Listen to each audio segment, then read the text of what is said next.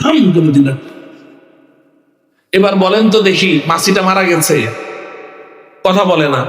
মাছিটা মারা গেছে, মাছি তো ফ্রুত করে চলে গেছে। মল্লকে সওদাগরের মাথাটা একদম ভর্তা, ঠিক কিনা বলেন? আমি আপনাদের কাছে জানতে চাই, আমার প্রিয় যুবক বন্ধুরা, বলো তো দেখি, এই ভাল্লুকটার এই সওদাগরের সাথে কোনো শত্রুতা ছিল? ভাল্লুকটা সওদাগরের শত্রু ছিল, দুশ্মন ছিল না বন্ধু ছিল? বন্ধু ছিল। তার ভালোবাসার মধ্যে সামান্য মাত্র কোনো অভাব ছিল না, কিন্তু তার মধ্যে কি ছিল না? শিক্ষা ছিল না, জ্ঞান ছিল না। এই দেখো তো, শিক্ষা আর জ্ঞান না থাকার কারণে সে তার মনিবের উপকার করতে গিয়ে সে কিন্তু মারাত্মক একটা ক্ষতি করে ফেললো, ঠিক কিনা বলেন? তাইলে মূর্খ বন্ধু ভালো না, মূর্খ বন্ধু ভালো না, কারণ সে আমার উপকার করতে গিয়ে কখনো মারাত্মক কি করে ফেলতে পারে? ক্ষতি করে ফেলতে পারে। আচ্ছা, এখন প্রশ্ন হলো যে হুজুর, আচ্ছা বুঝলাম মূর্খ বন্ধু ভালো না, সে উপকার করতে গিয়ে ক্ষতি করতে পারে, কিন্তু শিক্ষিত শত্রুও ভালো, শত্রু আবার ভালো হয় কেন? এটার ব্যাখ্যা কি?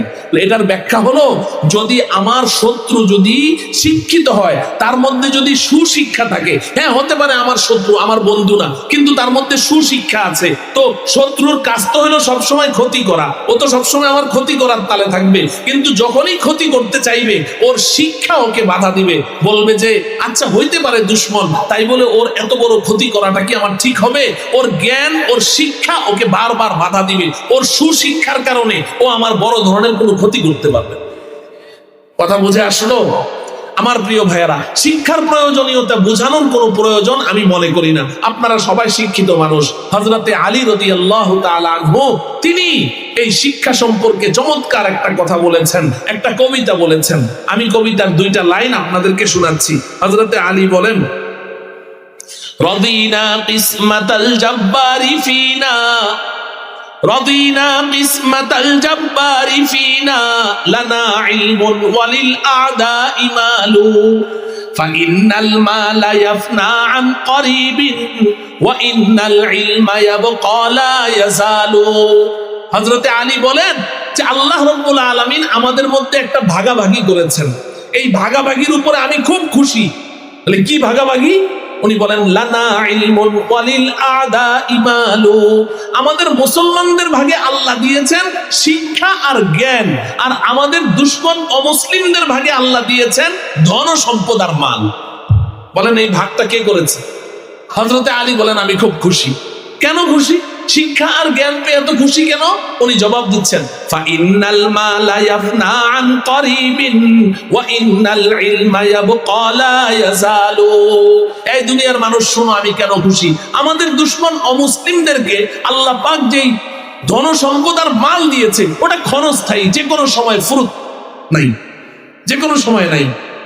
হ্যাঁ, সম্পদ এটা হাতছাড়া হয়ে যেতে পারে যে কোনো মুহূর্তে, ঠিক না বেঠিক?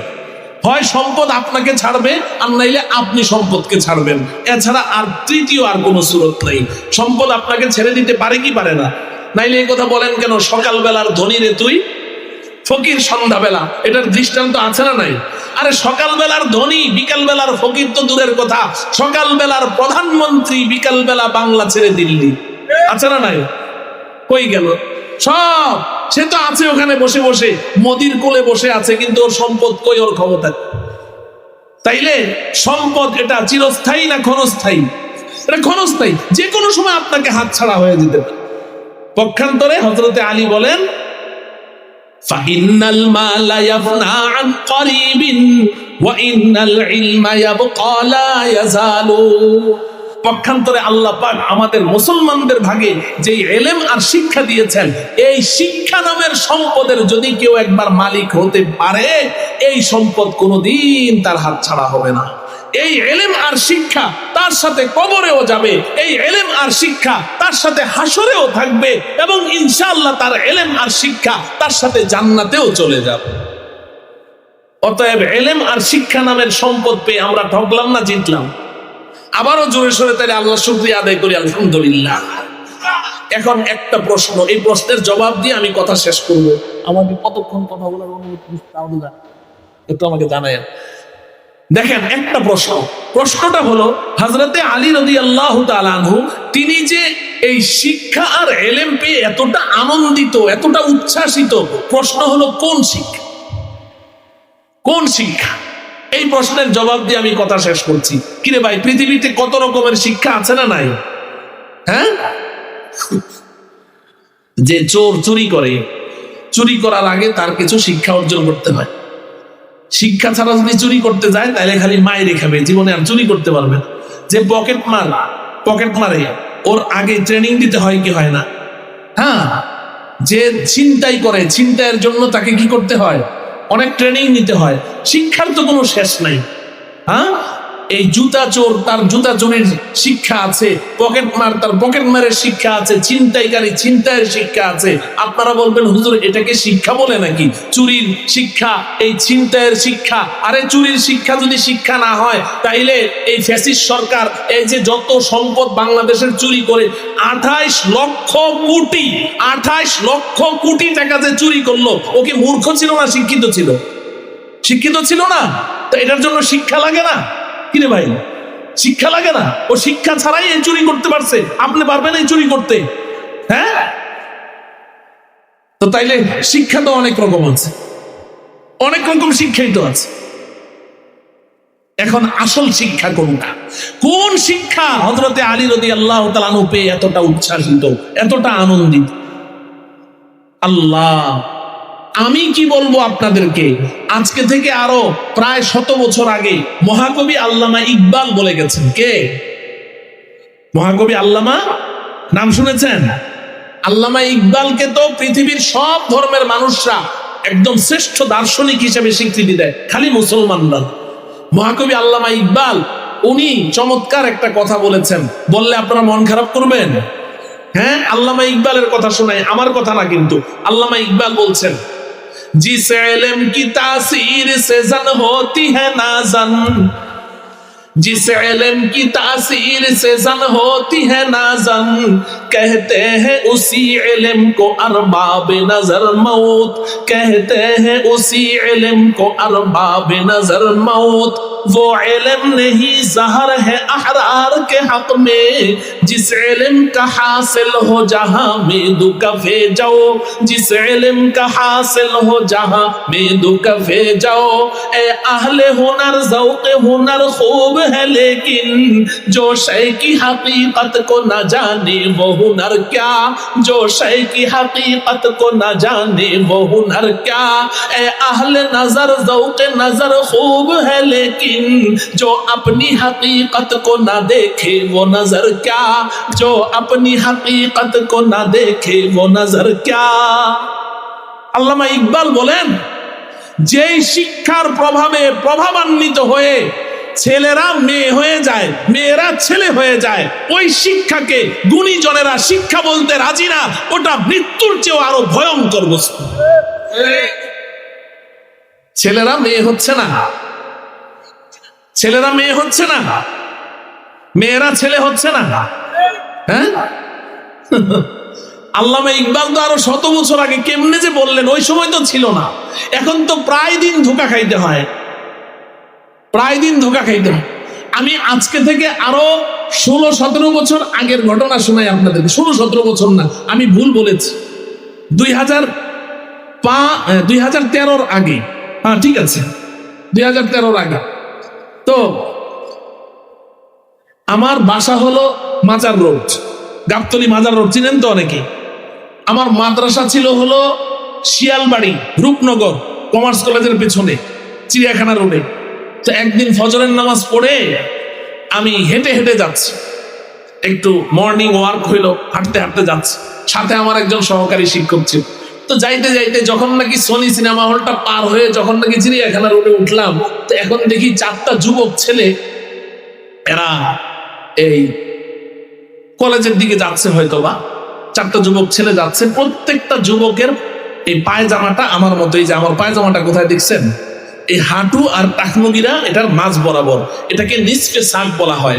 আমাদের আল্লাহওয়ালা বুজুর্গানে দিন তারা পায়জামা এরকম উপরে পড়তেন, যদিও এই টাকনুগিরার উপরে পড়লেই চলে, কিন্তু সতর্কতামূলক তারা এখানে পড়তেন, একটা হাদিস দ্বারা এটা প্রমাণিত।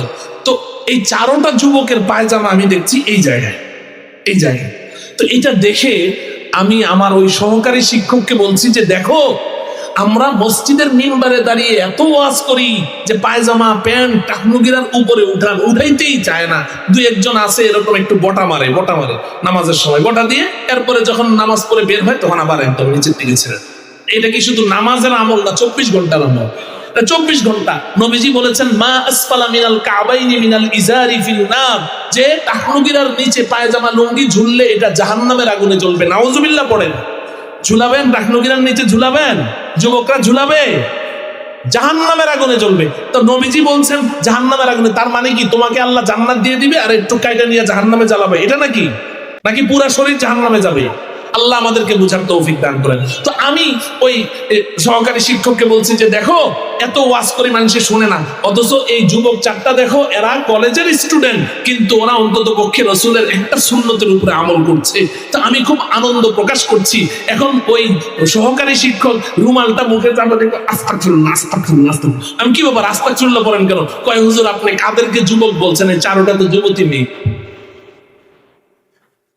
जिस इल्म की तासीर से जन होती है नाज़न, जिस इल्म की तासीर से जन होती है नाज़न, कहते हैं उसी इल्म को अरबाब नजर मौत, कहते हैं उसी इल्म को अरबाब नजर मौत। যেই শিক্ষার প্রভাবে প্রভাবান্বিত হয়ে আজকে এই ছেলেগুলো, আপনারা বলেন মনে কষ্ট নিয়েন না, যেই চারটা যুবতী মেয়েকে আমি বুঝতেই পারলাম না এরা যুবক না যুবতী, এদের চুলের কাটিং দেখে বোঝার উপায় নাই, এদের ড্রেস আপ দেখে বোঝার উপায় নাই, এই মেয়েগুলো কি আমার গ্রাম বাংলার অশিক্ষিত মূর্খ অবলা মেয়ে না শহরের শিক্ষিত মেয়ে?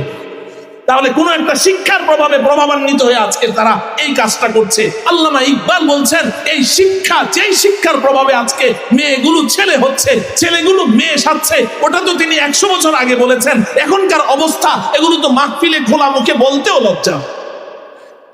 এখন তো কলেজে ট্রান্সজেন্ডার শিক্ষা দেওয়া হচ্ছে, যে ওর মানে লিঙ্গ কেটে ওরে মেয়ে বানায় ফেলবে। এর চেয়ে আর খোলা মুখে আমি আর কি বলবো? ওই শিক্ষা তো এখন আপনার সন্তানকে দেওয়া হচ্ছে। খুলে দেখেন, বই খুলে দেখেন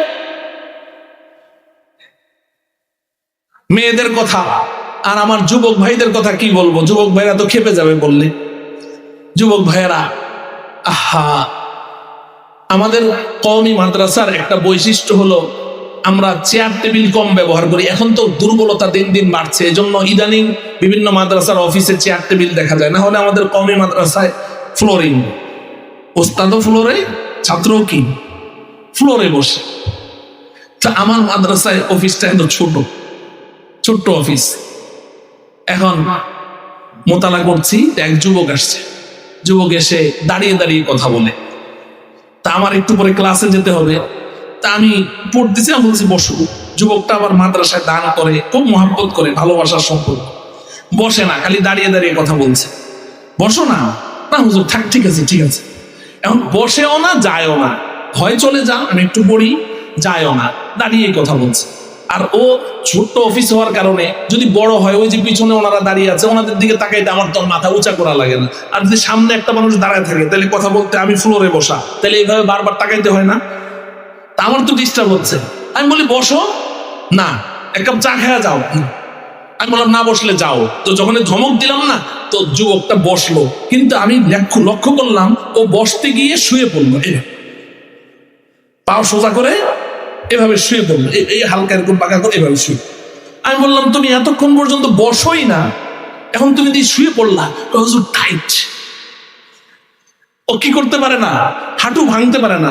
এতক্ষণ পর্যন্ত ওর প্রতি আমার একটা ভালো, যদিও বিরক্ত হচ্ছে, একটা ভালো ধারণা যে কি আদব রে বাবা, কলেজের ছাত্র কিন্তু কি আদব, আলেমদের সামনে বসে না। কিন্তু এখন বুঝলাম আসল না বসার কারণ কি। ও জানে যে আমি বসতেই তো পারবো না, হুজুরের সামনে বসতে গেলে তো আমার শুয়ে পড়তে হবে, টাইট বসতে পারে।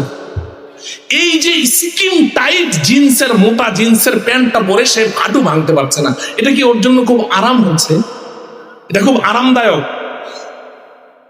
এরপরে দেখেন এই প্যান্টটা পরে আপনি রাস্তা দিয়ে হেঁটে যাচ্ছেন, যুবক ভাই, রাস্তা দিয়ে হেঁটে যাচ্ছেন। এখন আপনি একজন নামাজি, আপনি একজন রসুলের সুন্নতের আশেক, সুন্নতের প্রেমিক। এখন আপনার প্রচন্ড পেশাবের ব্যাগ হলো, আপনি এখন পেশাবটা কেমনে করবেন? রসুলের সুন্নত কি দাঁড়িয়ে পেশাব করা, হ্যাঁ, না বসে পেশাব করা? দাঁড়িয়ে পেশাব করা এটা কাদের কালচার? ইহুদি খ্রিস্টানদের কালচার। বলেন না কার কালচার? দাঁড়িয়ে পেশাব করা কার কালচার? ইহুদি খ্রিস্টানদের কালচার। নবীজির সুন্নত কি? বসে পেশাব করা। নবীজি কি বলেছেন? মান তাশাব্বাহা বিকওমিন ফাহুয়া মিনহুম। যুবকরা ভালো করে শুনেন, ব্যবসায়ী ভাইয়েরা ভালো করে শুনেন, দোকানের কর্মচারী মালিক সবাই শুনেন। নবীজি বলেছেন মান তাশাব্বাহা বিকওমিন ফাহুয়া মিনহুম। যে যার সাথে সাদৃশ্যতা রাখে হাসরের ময়দানে তাকে তাদেরই দলভুক্ত করা হবে। তো এখন আপনি দাঁড়িয়ে পেশাব করেন ইহুদি খ্রিস্টানদের মতো, আপনি বসাটাকে প্রয়োজন মনে করেন না। তা আপনি তো ইহুদি খ্রিস্টানদের কালচার শুধু পেশাব করার ক্ষেত্রে না, আরো কত কত ক্ষেত্রে আপনি তাদের সাদৃশ্যতা অবলম্বন করছেন, তো আপনি তাদেরই অন্তর্ভুক্ত বলেই গণ্য হবেন। যদিও আপনার নাম আব্দুর রহমান, আব্দুল গফুর, আব্দুল করিম, আপনার নাম মুসলিম, আপনি মুসলিম পরিবারে জন্মগ্রহণ করেছেন, কিন্তু কালচারাল ভাবে আপনি ইহুদি খ্রিস্টানদের সাথে সাদৃশ্যতা রেখে চলতে পছন্দ করেন, তো নবীজি পরিষ্কার বলেছেন যে আল্লাহ পাক তোমাকে তাদেরই দলভুক্ত অন্তর্ভুক্ত করে দিবেন। নাউজুবিল্লাহ পড়ে। তো দাঁড়িয়ে পেশাব করা যাবে? যাবে নাকি? আল্লাহ আমাদেরকে বাঁচার তৌফিক দান করেন। এখন বসে পেশাব করতে হবে, কিন্তু ওই যুবকটা সে কিন্তু বসে পেশাব করে অভ্যস্ত, কিন্তু ওই যে মোহাব্বতের প্যান্টটা পরে আছে, এই স্কিন টাইট জিন্সের প্যান্ট পরে আছে, এখন আর সে কি বসতে পারবে? এখন পেশাবটা কেমনি করতে হবে? দাঁড়িয়েই করতে হবে। এরপরে মসজিদের পাশ দিয়ে যায়, আজান হয়ে গেছে, এখন সে জানে জামাতে নামাজ পড়লে 27 গুণ সওয়াব বেশি, ও মসজিদে ঢুকে না। কেন ঢুকে না? কারণ বসতে তো পারবো না, আত্তাহিয়াতুস সুরতে তো বসতে পারবো না। আরে আমার প্রিয় যুবক ভাই, আমাকে ক্ষমা করে দাও, তুমি তো বসতে পারবে না, এটা তো আমি অনেক ব্যাকডেটেড, আমি অনেক পেছনের কথা বলছি। এখনকার যুবক অনেকেই ঢুকে না কেন জানেন? ওর পায়জামাটা এত নিচে পড়া, এত নিচে পড়া, যুবকরা যখন মসজিদে গিয়ে সেজদায় দেয় তো পিছন থেকে পাছা অর্ধেক বের হয়ে যায়। পাছা অর্ধেক। আমি কসম করে বলছি, কসম করে, গতকালকে বা পরশুদিন আমি এক মাহফিলে বয়ান করছি, এক যুবক সে এরকম নিচু হয়েছে, আমি তার পাছার চিন্দ্রি পর্যন্ত দেখেছি। গতকালকে বা পরশুদিনের কথা বলছি। কি হচ্ছে এই সমস্ত? কি করছো এগুলো? এগুলো কি করছো? তোমার তো নাভির নিচে ঢাকা তো ফরজ, নাভির নিচে ঢাকা তো ফরজ, তুমি একটা ফরজ তরফ করলা, তুমি এটা কি করলা? তুমি মুসলমান? আল্লামা ইকবাল এ কথা বলেছেন, আল্লামা ইকবাল বলে গেছে। এখন তো মাজার রোডে ওখানে আমি দেখি মাশাআল্লাহ, ছেলে না মেয়ে ভালো করে মোতালা করে গভীর ভাবে তারপরে বলতে হয়। ছেলেরা এখানে কানে দুল লাগাচ্ছে, চুল এত লম্বা, এখানে রবার্ট লাগাচ্ছে, রবার্ট দিয়ে চুল পিছনে ইয়ে করে বাঁধে, কানে দুল করে, নাকে আপনার নলক করতেছে, হাতে চুড়ি পড়তেছে। তো এগুলো কি একটা শিক্ষার প্রভাবে প্রভাবান্বিত হয়ে নয় কি? হ্যাঁ। এজন্য আমি ওই শিক্ষার বদনাম করতে বসিনি, কিন্তু পরিবেশ আর এই শিক্ষার ইতিহাসের পাতা যদি আমি খুলে দেই, আমাদের এই জেনারেল শিক্ষা এটা এটা এখানে এই উপমহাদেশে আমাদেরকে উপহার দিয়ে গেছে ব্রিটিশরা। কারা দিয়ে গেছে? ব্রিটিশরা দিয়ে গেছে। ব্রিটিশরা এই হাদিয়া রেখে গেছে আমাদেরকে, আমাদের ঈমানকে ধ্বংস করার জন্য। কিন্তু এই জাগতিক শিক্ষা আমাদের লাগবে, যেহেতু আমি একটু আগেই বলেছি এই পৃথিবীর নিজামটা আল্লাহ এইভাবে সাজিয়েছেন যে এটা উপকরণের মাধ্যমে হয়। আপনি অসুস্থ হয়েছেন, আপনি বসে থাকলে হবে না, আপনাকে ডাক্তারের কাছে যেতে হবে, চিকিৎসা করতে হবে, এটা রাসূলের সুন্নত। আপনার বাড়ি বানাইতে হলে ইঞ্জিনিয়ারের কাছে যেতে হবে, আপনার ক্ষেত খামার করতে হলে কৃষিবিদের কাছে যেতে হবে। এই জন্য জাগতিক শিক্ষা লাগবে বন্ধু। কিন্তু আমি আজকে আপনাদেরকে যে দাওয়াতটুকু দিতে চাই, সর্বশেষ কথা, সেটা হলো হযরতে আলী রাদিয়াল্লাহু তাআলা আনহু কোন শিক্ষার কথা বলেছেন? ওহী ভিত্তিক শিক্ষা, আল্লাহ প্রদত্ত শিক্ষা, যেই শিক্ষা আল্লাহ পাক জিবরাইল আমিনের মাধ্যমে আমাদের নবীজির পবিত্র বক্ষে হেরা গুহায় দিয়েছেন। আর ওই শিক্ষাটা নবীজি সাল্লাল্লাহু আলাইহি সাল্লাম হেরা গুহা থেকে এসে পৃথিবীর সবচেয়ে মূর্খ জাতি, বর্বর জাতি, আইয়ামে জাহিলিয়াত, আপনারা জানেন নবীর যুগের ওই মানুষগুলো সুরতে আকৃতিতে মানুষ ছিল, কিন্তু তারা স্বভাবে চরিত্রে তারা হায়ওয়ানিয়াত, পশুত্বকে হার মানিয়েছে। নবীজি যখন ওই আসমানি শিক্ষাটা 23 বছর পরিশ্রম করে তাদের অন্তরে ওই শিক্ষার নূর ঢুকিয়ে দিয়েছেন, তো ওই নিকৃষ্ট মানুষগুলো পৃথিবীর সর্বশ্রেষ্ঠ মানুষে রূপান্তরিত হয়ে গেছে।